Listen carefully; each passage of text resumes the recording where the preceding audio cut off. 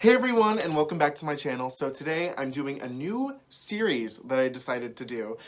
And when I was going through lists of ideas that I wanted to talk about on this channel, I think my recent review of Celine Dion's Courage kind of brought this on. Because if you watch the review, it was kind of not the most positive thing I think you could have ever seen. I didn't love the album at first. I've listened to it a couple of more times, and I'm still finding my way through it and finding my joy and loving of it. But the one thing I don't think I made come across really clear was how much I love Celine. And I owe a lot of myself to who I am today, really, because of Celine and because of everything she's done for me. And so this series, I'm calling it Diva Discovery. And it's going to be basically about how I discovered every singer that I love, because usually the singers that I love are the iconic one and only divas, as it is. As a gay man does, I should say. And my story really begins with Celine and how that changed my life. So I think in order to start the story, I need to go back to the beginning of my life. Actually, not that far, I'm joking. But basically, I grew up loving musicals. Musicals were the first thing that I ever truly loved. I fully believed that pop music was trash. All pop music was trash, and that the only musical, or the only music that mattered was Broadway music.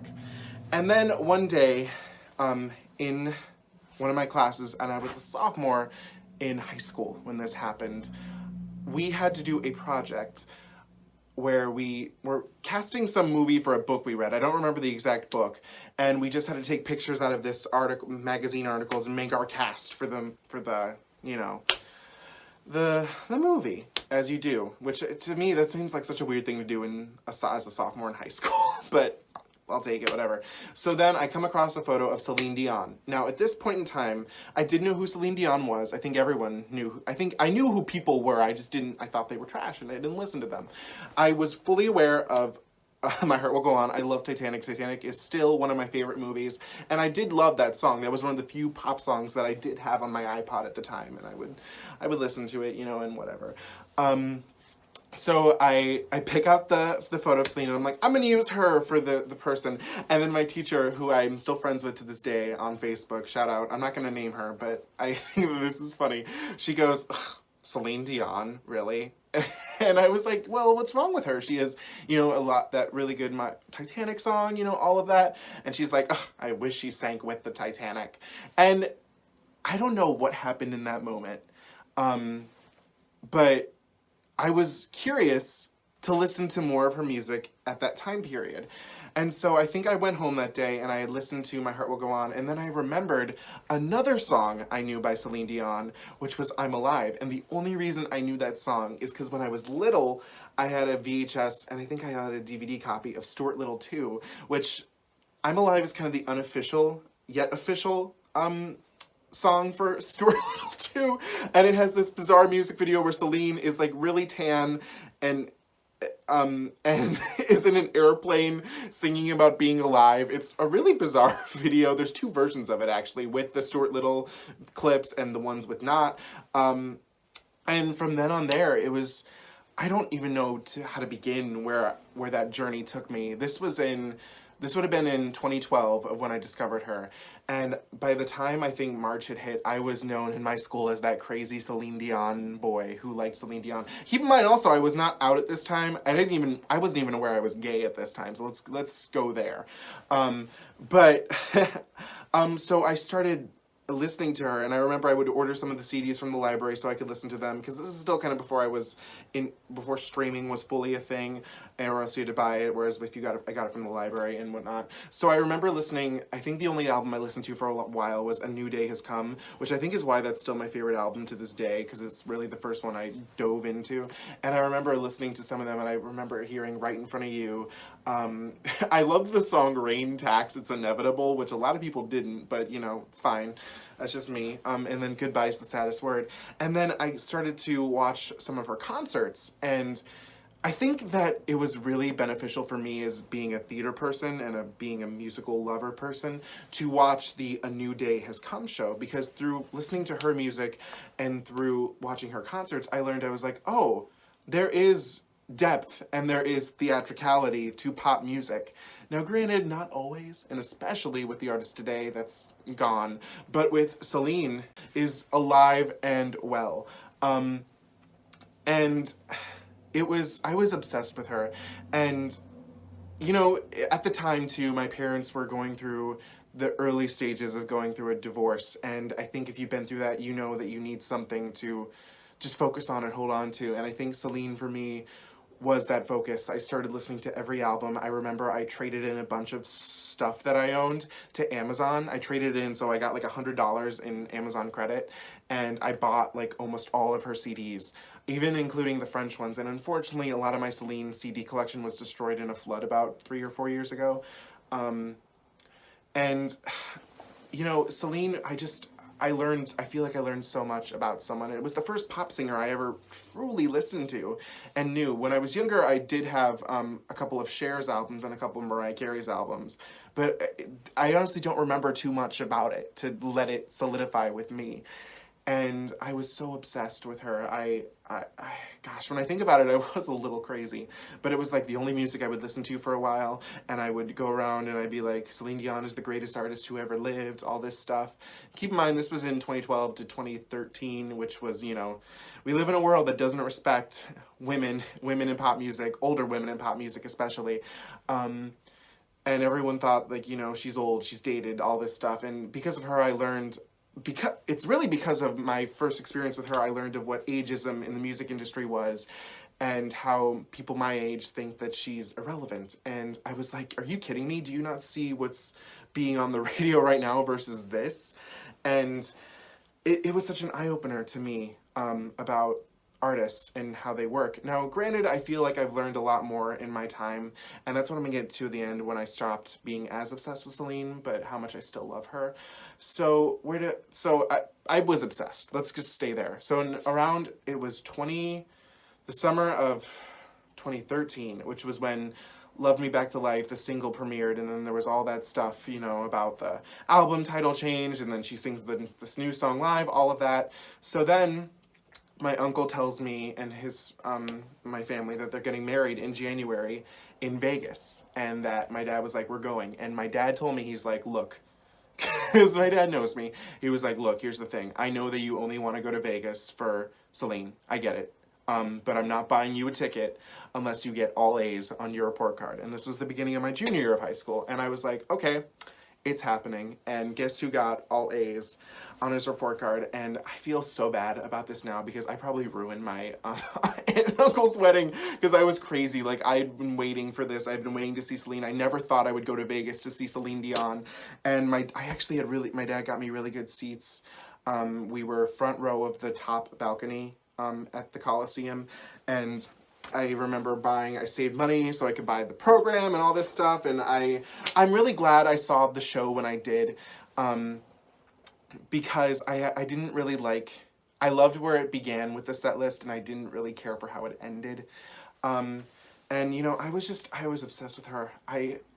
It's crazy to think now how much I loved everything about her. I listened to all the unreleased stuff, you know, and it's because of Celine that I was introduced to so many other people. Like, if I hadn't gone to the Coliseum at Caesar's Palace, I wouldn't have gotten into Shania Twain. If I hadn't started listening to Celine, I wouldn't have found a love for Mariah Carey and Cher. And then, you know, around my senior year, my fandom switched to Mariah Carey for the most part. Now I find myself in a very much more even field. I find myself getting into different artists at different times of my diva circle, as I like to call it. And I love her, you know. I love that there is always going to be this sweetness and beauty about Celine, and the way she sings, and the way she is just so gracious. And I'm trying to think of anything else I can tell you about why I love her. If I don't even know what my favorite song would be by her, because everything she does is really, really good. I think probably my favorite song is probably A New Day Has Come, the radio remix, and the original as well, too. I think it just reminds me of such an innocent time in my life with her. And, you know, she's so sweet. And, you know, I wanted to make this video because it's a week from today that I'm going to get to see her live again in concert. and I think that's so incredibly cool that here I am now, you know, X amount of years later. I didn't want to tally that up. Seeing her again, and you know, she's gone through so much, and you know, I think the reason why I'm not as attached to her anymore, again, is because there's more divas in my life, but she's always going to be the first. One of the funny things I found through making this video is I looked at my Instagram and I looked at all the old posts that I had posted, which also, if you would like, you can follow me down on Instagram right here. And it was so funny the amount of times I posted about Celine Dion on my Instagram. And, you know, I love her so much. And, you know, I'm really sad that I didn't love the new album as much as I did, but that doesn't take away the fact that I love so many of her other albums. And I'm glad she's still recording music, and I'm glad that she is so strong, because I remember when everything went down with Renee and the cancer was announced and then he passed away, I really thought we had seen the last of Celine. I truly thought that she wasn't going to be able to get through it, and because she feels things very deeply, if you know what I mean, and she's been an amazing trooper through all of this, and to watch her grow as an artist is always going to be something that's so incredible. And I will say I haven't been a fan of a lot of the fashion choices I've seen, but you know, she's true to herself, and I think she just has an amazing heart. And oh God, do I look forward to seeing her next week at the United Center. It's gonna be incredible how to watch her and to see her in this new era. So yeah, for those that thought that I didn't love Celine, I can assure you she is my first diva and always is going to have the most special place in my heart. If I was going to talk about, you know, everything that I love, I think my favorite concert tour would have been the Taking Chances tour. I thought she looked incredible, and I loved the set list for that show. I personally preferred the original version of the Vegas residency versus how it ended up ending, per se. I really think that the original residency of Vegas had a almost musical vibe to it, and whereas I feel like that by the end of it, it was just more of a general concert. But I actually saw the show on, it was January 18th, 2019, or 2014, and that was when she was still doing Love Me Back to Life, and I feel really lucky that I was one of the few people that saw that in the Vegas setting. But yeah, Celine, I love you so much, and you are such an amazing, strong human being, and thank you for opening me up to a world of strong, empowering female singers that I am so, in a sense, still to this day obsessed with. Like, I feel like my friends don't understand why I love OG female singers so much, is because they've gone through so much, and I feel like they always need to prove themselves where men don't, and I feel Celine has more than ever proved herself in this world, and, you know, I'm glad for who she's turned me into, because a lot of who I am today is because of this woman behind me right here. This is really most of what I have left of my collection. There's still some stuff over here in this little area. But yeah, I'm excited for the new memories to come, all the memories that I do have. So thank you, Celine. And thank you guys for watching this video. I know that this was a new topic for me to tackle, but I'm going to keep doing this series, hopefully if people like it. As you can see, there's still plenty of other people right over here that we could talk about, people that aren't pictured that I would love to talk about. So if you like this, please, I'll gladly do it more. I have a very vivid memory. I could have talked about so much more in this video, but I didn't. But yeah. So I love you, Celine. I love you guys. Please let me know any other videos you would like to see from me. I don't know if I'm going to keep the reaction videos coming, because I don't think a first reaction is always the best reaction that you have.